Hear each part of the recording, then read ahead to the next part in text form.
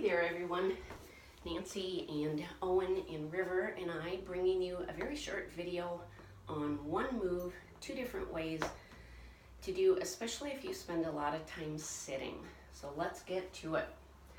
The first move, or the first position, is on the floor, and I've got two blocks here, and I simply start with an upright spine.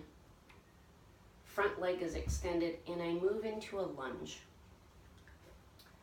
The benefit of this pose is I stretch into my hip flexors and I release my psoas, which is a muscle starting in the back of my body, going diagonally through and attaching in the front hip area as well. Both of those, hip flexors and psoas, get really tight as we sit a lot. So don't go too far. Don't push it. Bye, Owen. Release, push back. Do the other leg, of course. But I'm going to show you a standing version. So I've got a wooden chair here. It's on my yoga sticky mat, so it's not going to slide around. Bring my foot up to the chair seat. Same thing. Ease into my lunge. Now I'm doing it on the opposite side, so my opposite hip flexor and psoas is getting the attention and the release.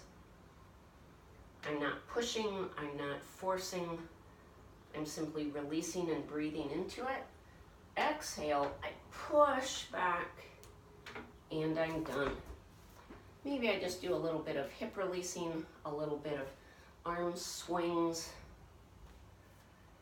Just mentally telling myself, relax, relax, so that before I get back to working at my desk, I'm feeling a little better, a little looser. I've done about 2 minutes of self-care, maybe on the floor, maybe standing using my desk chair, but I feel better. I wish you a moment in your day where you do this and you too feel better. Happy practicing.